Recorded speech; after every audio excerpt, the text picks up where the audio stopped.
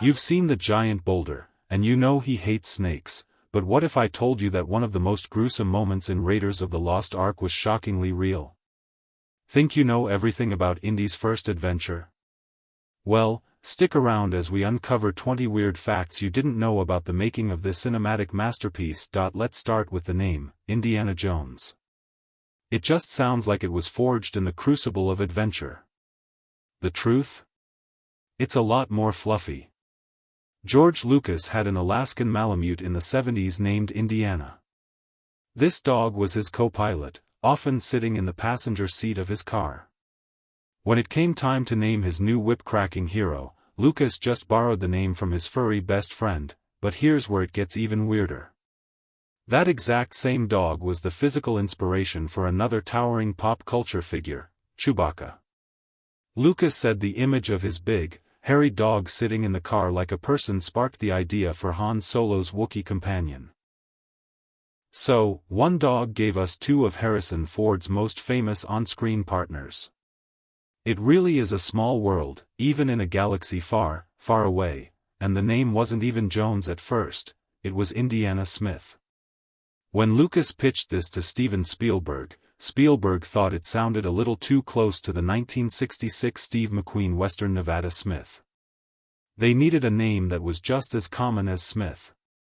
Lucas threw out Jones, and it stuck. They even turned this into a brilliant inside joke in The Last Crusade, where we learn Indy adopted the nickname from his childhood dog, much to his dad's disapproval. It's a perfect meta moment where fiction winks at a real-world fact. The whole idea for Raiders of the Lost Ark was born from rejection. In the late 70s, Steven Spielberg desperately wanted to direct a James Bond movie. He was a huge fan and asked Bond producer Cubby Broccoli twice, but got turned down both times.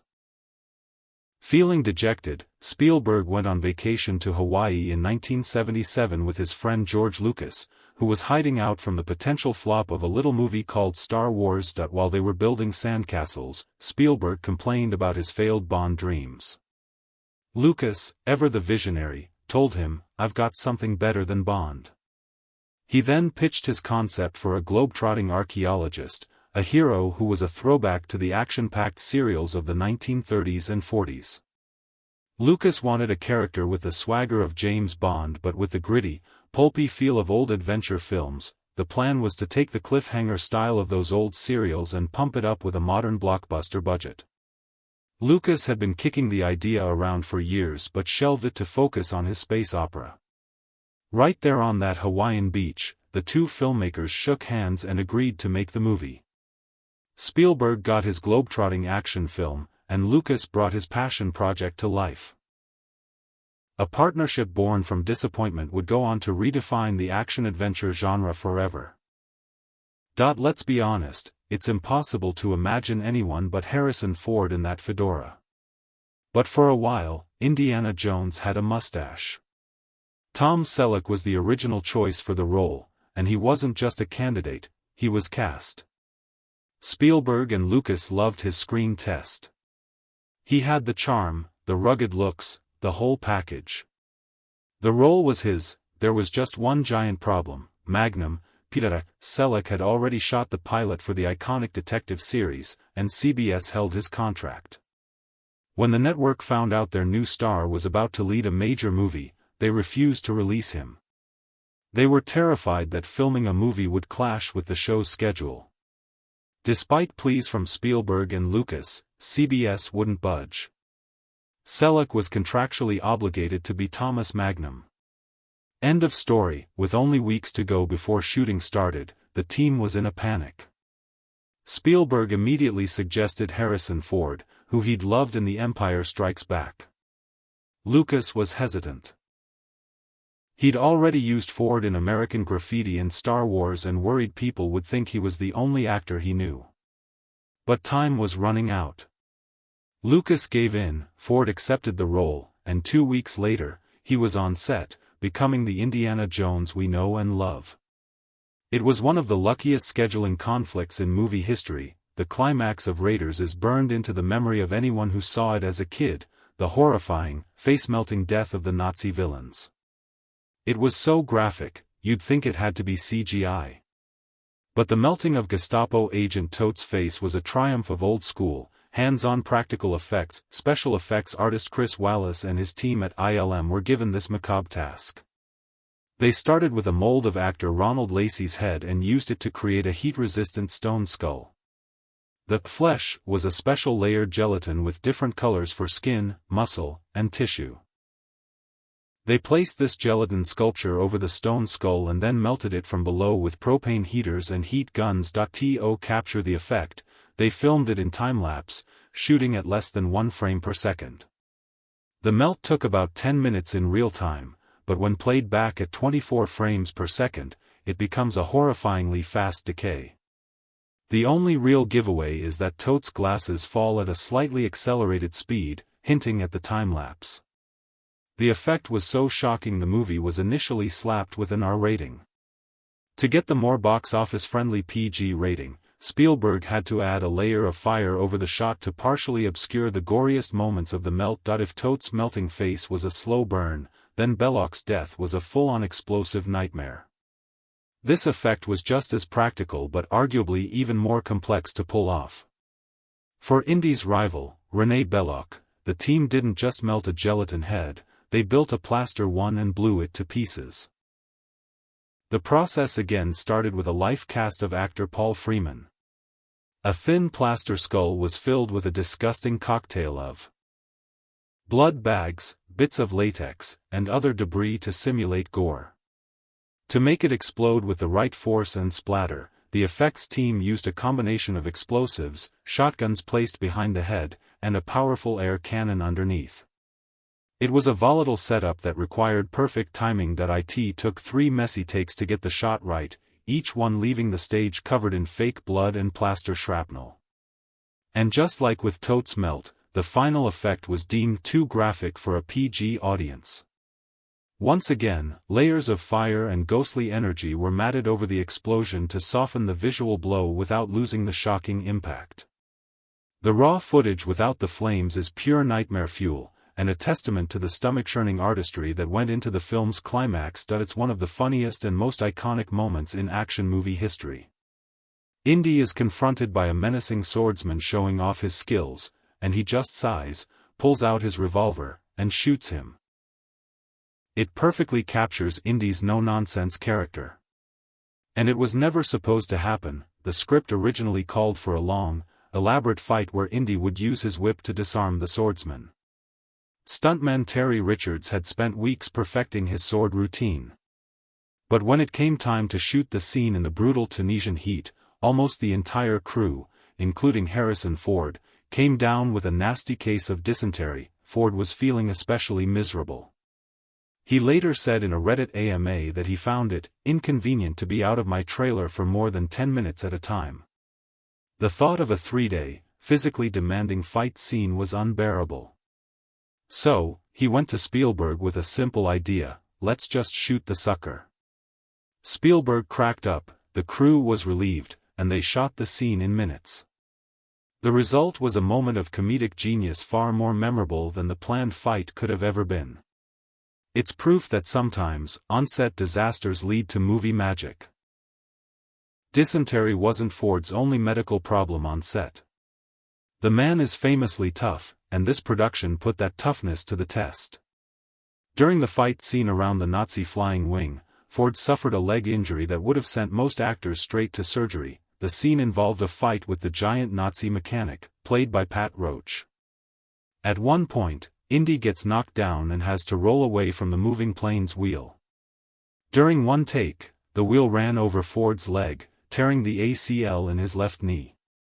The pain was immense, and the injury was serious. The logical move would have been to stop production and fly Ford to London for treatment. But Ford refused. In a moment of pure grit, he just had the crew wrap his knee in ice and kept right on filming.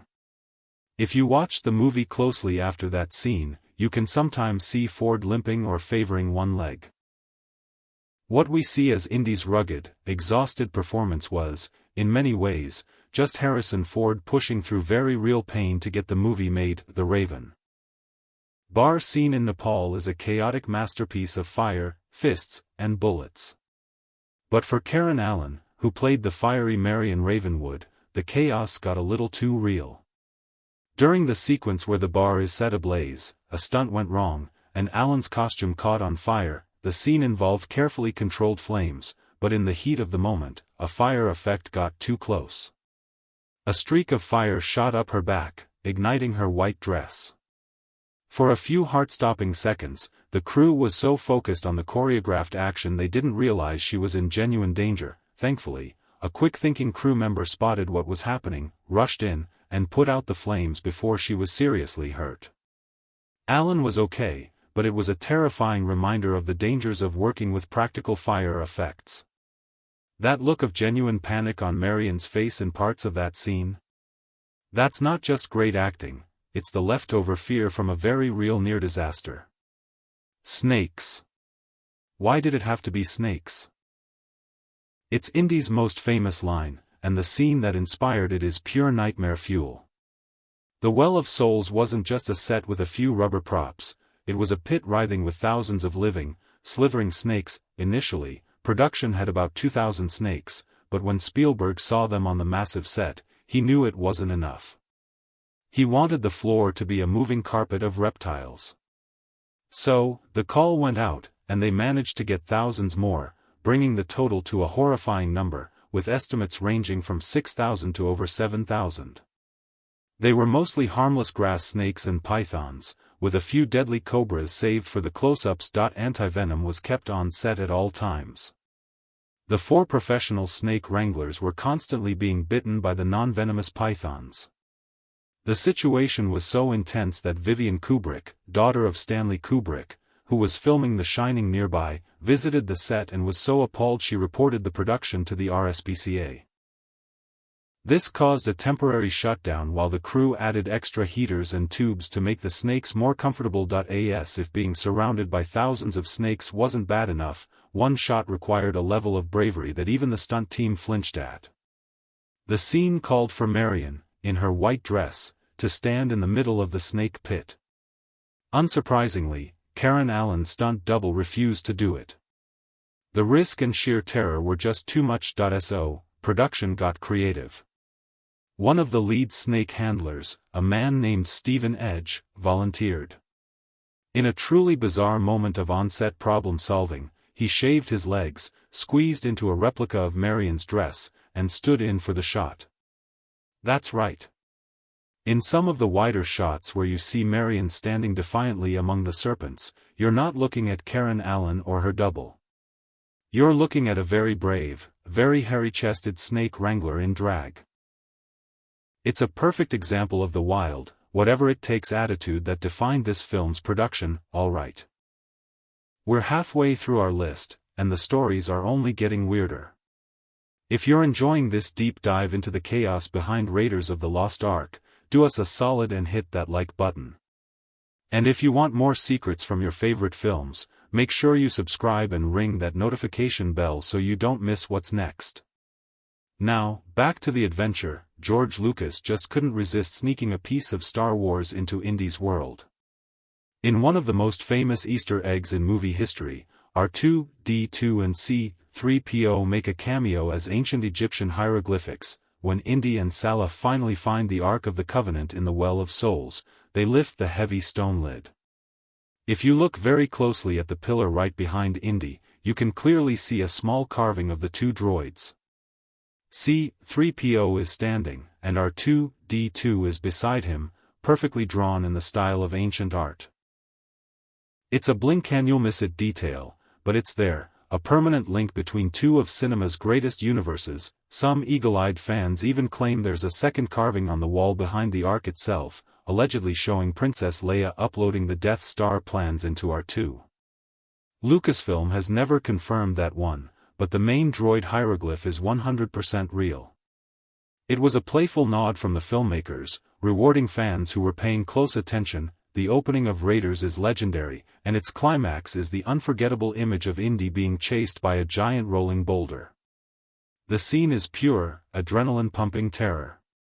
In real life, the boulder wasn't a solid rock, but it was still incredibly dangerous. The 22-foot diameter boulder was custom-built from fiberglass, wood, and plaster. But, not a real rock, doesn't mean lightweight. The prop still weighed around 300 pounds, more than enough to cause serious injury. And on a narrow, trap-filled set, a lot could go wrong. To get the shot, Harrison Ford had to outrun the boulder himself. He performed the stunt 10 times to get all the camera angles Spielberg wanted. Ford has said that the sound of the boulder rumbling down its 50-foot track made his fear in the scene completely genuine. If he had tripped, the results could have been catastrophic. It's that perfect blend of practical effects and real-life guts that makes the scene so effective. Every actor remembers their first day on a movie set. For Alfred Molina, who played Indy's treacherous guide, Sadapo, it was a day he would never forget.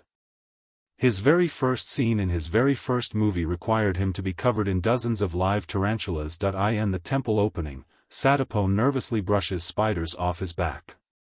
To get the shot, the animal handlers started placing tarantulas all over Molina. The only problem? The spiders wouldn't move. They just sat there.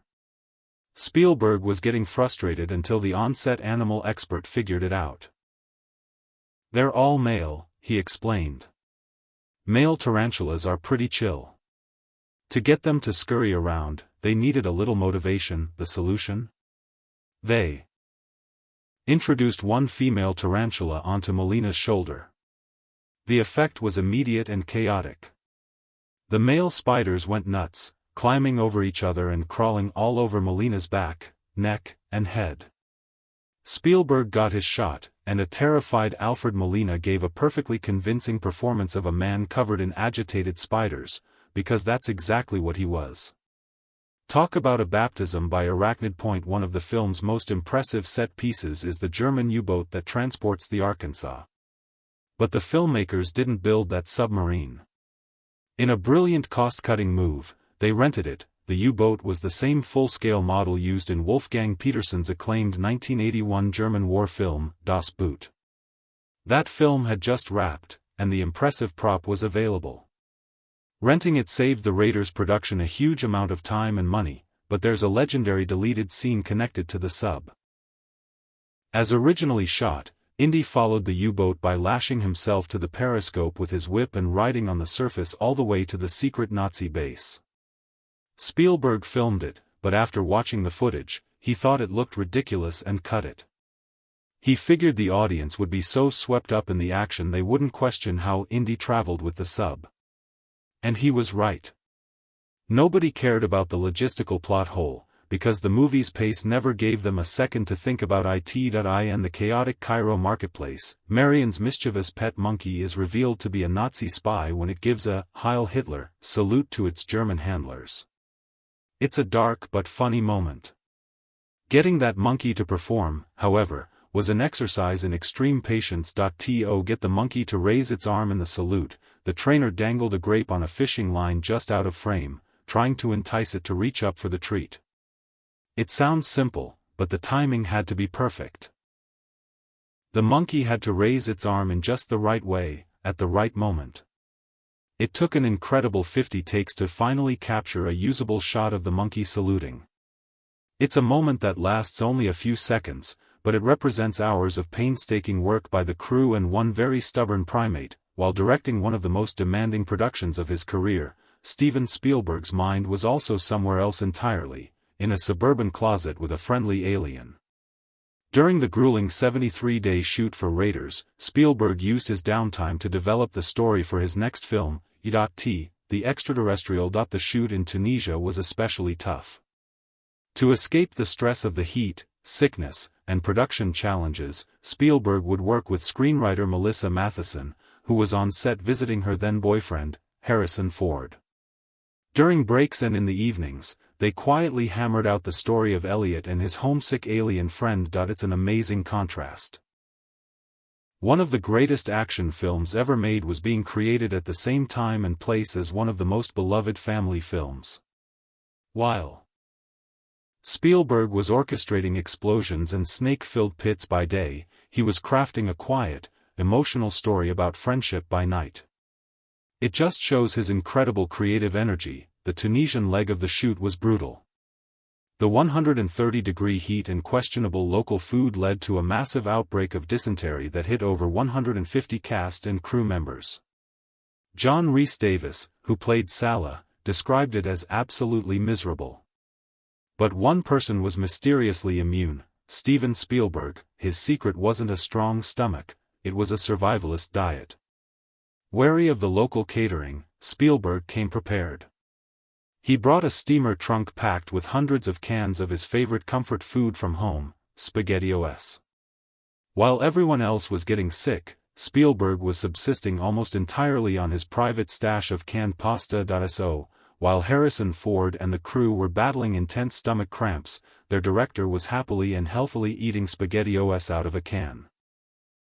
It was a simple, almost childish solution, but it kept him on his feet and in command of the set while everyone else was falling like flies. A great stunt double is essential, but Harrison Ford's double on the first 3 Indy films, Vic Armstrong, was more than great. He was practically his twin. Armstrong, a legendary stuntman, bore such a striking resemblance to Ford that it constantly confused people on set. Crew members would regularly mistake one for the other. Spielberg himself once grabbed Armstrong to give him a director's note before realizing his mistake. This uncanny resemblance was a huge asset. It meant Armstrong could perform stunts where his face was more visible, allowing for tighter camera shots. When Ford injured his back on Temple of Doom, Armstrong stepped in and filmed for weeks, and the illusion was never broken. The resemblance became a running joke. Ford famously signed a photo for Armstrong that read, "If you learn to talk, I'm in deep trouble." It was a playful nod to how vital Armstrong was in creating the physical character of Indiana Jones. While Harrison Ford gave Indy his soul, Vic Armstrong gave him many of his most death-defying moments. The Raiders March, by the legendary John Williams, is one of the most recognizable pieces of film music ever written. That heroic theme is as much a part of Indiana Jones as the fedora and whip. But the theme we all know and love was actually Williams' second choice. When Williams first played his ideas for Spielberg, he presented 2 different main themes. The first was the adventurous march we know today. The second was a more mystical, sweeping melody. Spielberg loved them both and couldn't choose. So, Williams, in a stroke of genius, suggested, "Why don't I just use both?" He took the first piece and made it the main Raiders March, the A theme for action and heroism. He then used the second piece as the bridge, or B theme, creating a more complex and emotional composition. That second melody also became the theme for the Ark of the Covenant itself. It's a perfect musical fusion that captures both the swashbuckling adventure and the mythic wonder of the film. It's one of the oldest and best inside jokes in Hollywood. The Wilhelm scream is a stock sound effect of a man screaming that has been used in hundreds of movies since the 1950s. Sound designers, especially Star Wars sound guru Ben Burtt, started sneaking it into films as a fun Easter egg for fellow audio nerds. Given the close ties between the Star Wars and Indiana Jones creative teams, it's no surprise the Wilhelm scream made its way into Raiders. You can hear it during the truck chase. As the Nazis pursue Indy, one of their trucks goes flying off a cliff. As a soldier falls from the back, you can hear that distinct, high-pitched scream. Its inclusion is a nod to the old Hollywood serials that inspired the film and a fun wink to the audience in the know.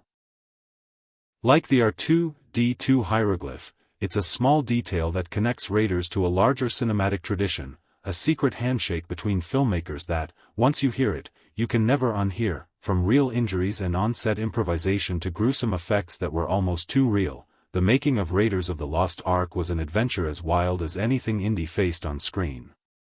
Maybe the weirdest fact of all is that a bad case of food poisoning gave us one of the most famous scenes in movie history. It proves that sometimes, the greatest movie moments are born from pure chaos. What's your favorite weird fact about Raiders? Did we miss any? Let us know down in the comments. And if you haven't already, make sure to subscribe and turn on notifications for more deep dives into movie history. Thanks for watching, and we'll see you in the next one.